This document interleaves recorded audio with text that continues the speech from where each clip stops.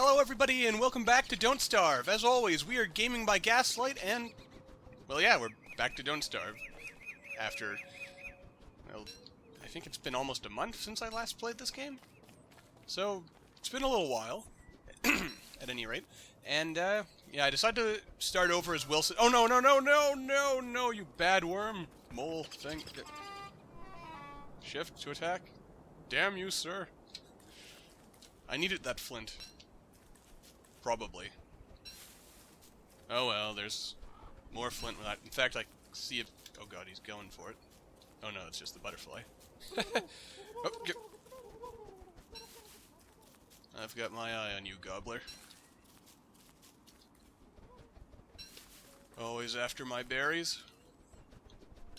Okay, so...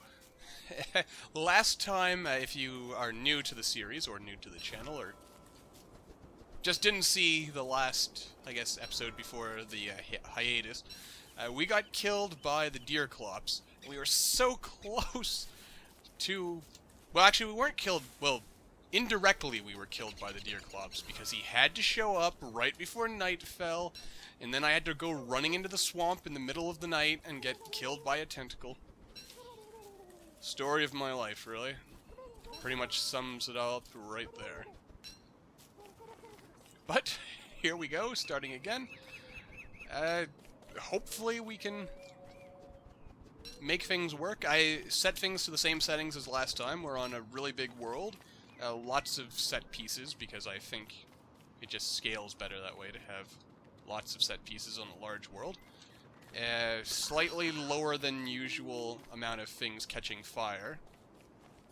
That's just because as I said way back in the beginning of this series, I just figured, I don't know, the whole stuff catching fire mechanic, it does add a certain layer of strategy and difficulty, but at the end of the day, I find it more annoying than anything, so I like to turn it down. I don't like turning it off completely, because that's kind of cheap, just because you don't like something, but I like turning it down a bit just so I don't have to worry about, you know, the entire world catching fire during the summer, because, I mean, who wants that, right? Especially since there are some things, not too many, but there are some things. Also, there's a graveyard over there based on that fog. But, yeah. There's some things that are really hard to replace once they burn down, such as if, for instance, I relocate all the berry bushes in the world to one place and they all burn down. That has happened to me before. That is quite rage-inducing, I can tell you. But... it also occurs to me I did not start the timer. I'm falling back into old habits. Bad habits. Can't be having that. Of course, I wouldn't need a timer if I just moved a clock somewhere within my line of vision for while I'm recording, but that's not happening for the time being, mostly because I'm kind of in the setup I have right now, have all my plugs being more or less used up. So well, I suppose over on, I guess, the sidewall, but then I'd have to turn my head. I'm thinking at some point I should try getting a clock that's, you know, if I just look up or to the side a little bit, I can see what time it is, so I don't need to rely on a timer, which I often forget to set, and sometimes I even forget to look at the timer. That's just madness.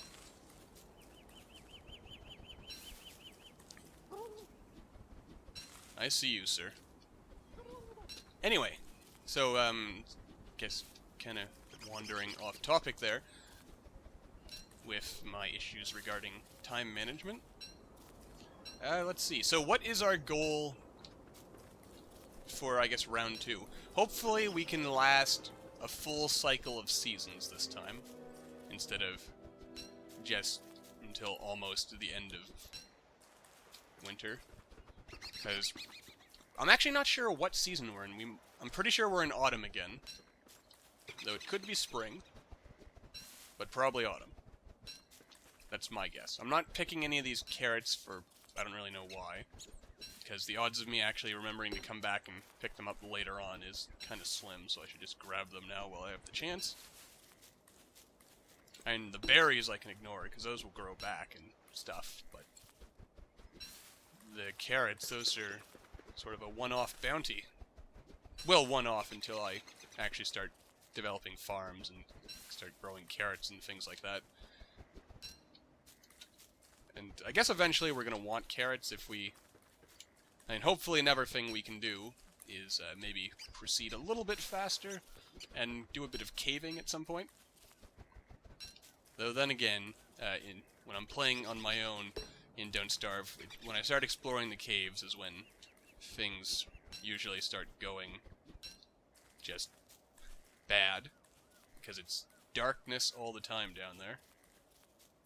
And much to my dismay, seasonal effects are still in full effect down there. Which I know, it doesn't make a lot of sense. It rains, it snows. Well, does it snow down there? Well, you know, sort of the equivalent. Things like that.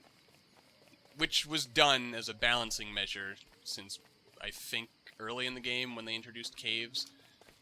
People would just go down there to avoid all the harmful effects of snow and rain and stuff like that on your sanity, so they just added so it rains underground. Which is, oh, kind of silly, but it is what it is. Alright, so, do I remember the controls? I do. Tab is for that. I guess we should go with the old standby of trying to follow the coast as best we can. Have to remember to come back for that piece of cobblestone at some point. Since, if we survive long enough, we will, and that cobblestone, we will eventually want to build roads for ourselves. Oh. Going in circles here. Alright, so let's kind of follow the edge of this sort of patchwork sort of world. Do I want to just light a tree on fire? Not really. I don't have much confidence that I won't inadvertently spread the fire everywhere. Which would be bad. But it would allow you guys to see me better if I lit something on fire. How are we doing? Alright, we're doing... Actually, is that a grassland biome? I think so. Maybe we'll be lucky like we were in the last episode and actually be able to find the beefalo right on our first night. That would be pretty cool. I should actually get another torch ready here. There we go. Because we do indeed want to keep our sanity up as best we can. Though we didn't really have any problems managing our sanity in the last game, which is always fortunate, I guess. Let's... Oh. And we don't need that anymore. I can probably start crafting some tools. Stuff like that, and that. Just organize these here. Yes, it will go back to where I want it. Excellent. Oh. Do we even find, just random thought here that I just had. Did we find Chester last game? I don't remember. If you don't know who Chester is, hopefully we'll find him. I won't spoil it.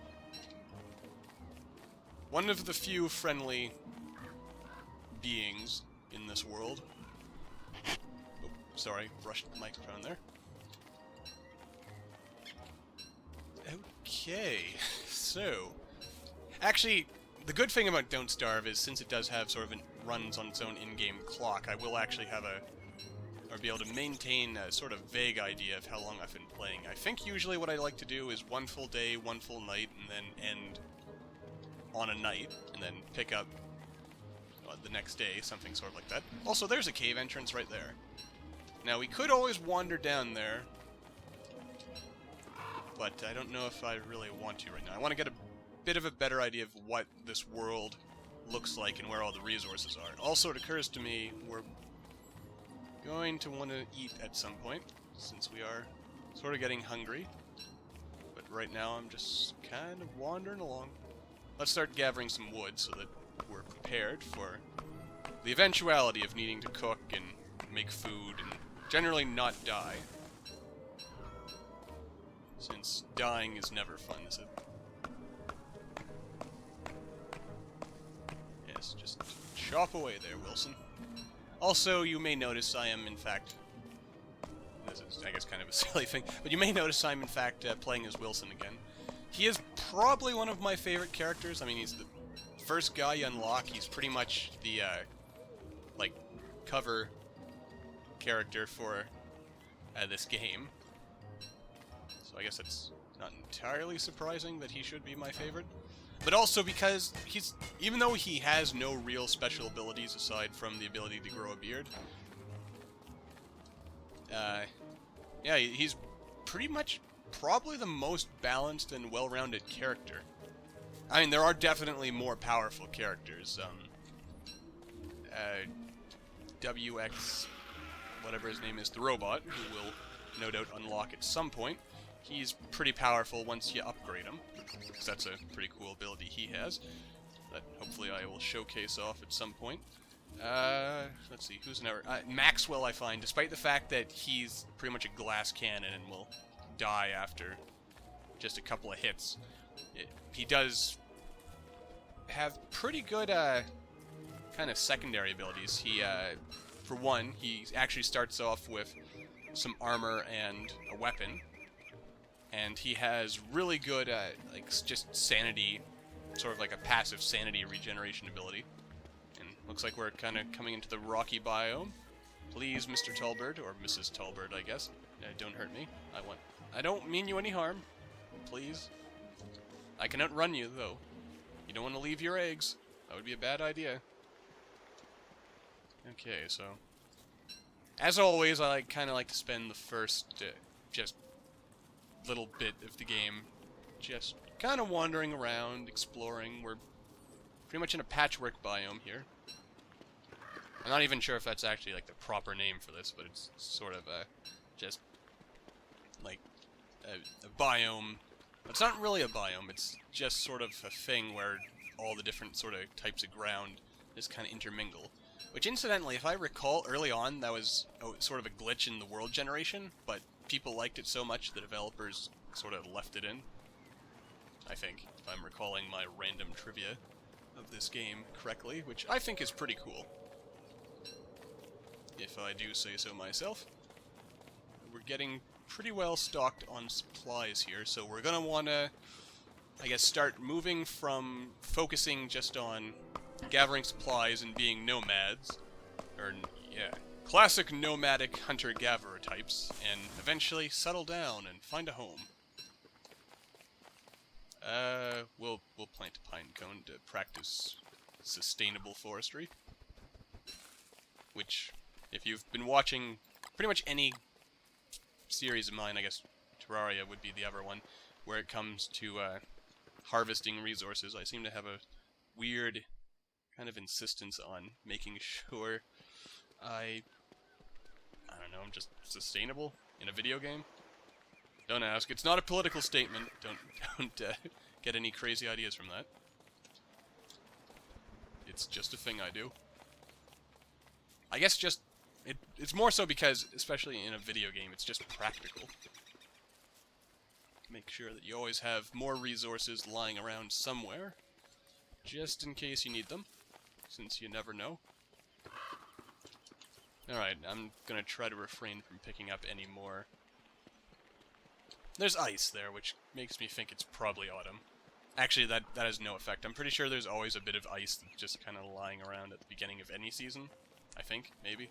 And it hasn't been... we haven't seen any rain whatsoever yet, so... I sincerely doubt that it is... spring. But you never know. It could be. Hopefully not, though. Since I hate starting off in spring just because it's kind of annoying, mostly because summer follows right after, and summer is harder to prepare for than winter. Winter sort of takes care of itself once you know what you're doing. But summer, it requires a bit of preparation. Because it's easy enough in this game to just make a fire, but in order to create any of the things that I'm going to die if I don't eat something. And wait for it. Okay. Let's see here. So yeah, let's just wander on down. Maybe we'll have the same luck we had last... wait a minute, this isn't grassland at all. And that's right, the sort of lighter grass. It often fools me. It doesn't really... Not really grassland, or... Yeah, this sort of yellowiness, that's not really grassland at all. But we'll just keep following the coastline here, since that's sort of my go-to. In fact, are we in a birch nut biome, possibly? I guess. Which is another good biome, because it's usually the one the Pig King will spawn in, if he is in fact in this world, which hopefully he is. I mean, the only real benefit of the Pig King is that it's an easy source of... blah, blah, blah. Oh, here's a grassland. It's an easy source of gold. Yes, that's what I'm trying to say. I don't know what I'm trying to say half the time. It's kind of a problem, I think. Or maybe it makes me endearing. I don't know. I can only hope it's the latter. Alright. But, yeah, so here we are, beginning of day 3, so it is probably time to wrap up this first episode, but it does look like we found a grassland, so there's probably beefalo here, which hopefully we'll stumble across in the next episode. I don't think I've ever played a game where I'm in a world where there are no beefalo, period, especially in a large world, just because the larger the world, the more likely it is that you're going to actually get stuff spawning in. You know what, let's go back. I also thought might just be some kind of phantom sound because I'm wishing for it, but I thought I heard beefalo around here somewhere, maybe? Oh. Oh, this grassland is significantly smaller than I thought it was. I also thought I heard it again.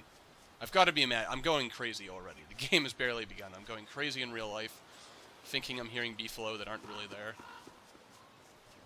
Got some supplies, but actually, with all these rabbit holes around here, even if there's no beefalo, we've got a pretty good source of food. So we might want to even consider just starting a base here. Of course, I'm only walking along the outside of the grassland, so it's possible there's some beefalo hiding in the middle, but the beefalo might be somewhere else. Who knows? But this wouldn't be a bad place to build a base, so we might consider building a forever home here. Maybe. But for now, I think I'll wrap this episode up, rather than just kind of rambling on, as I tend to do as an episode draws to a close. So, yeah, as always, thank you all for watching. Don't forget to like and subscribe if you haven't done so already. Your support really does mean a lot. I don't really know what the whole flourish of the mouse across the screen was for. But in any case, I'll see you guys next time, so... bye-bye for now. Wave goodbye, Wilson. Wilson? Okay, he bowed. That's good enough. So long, folks.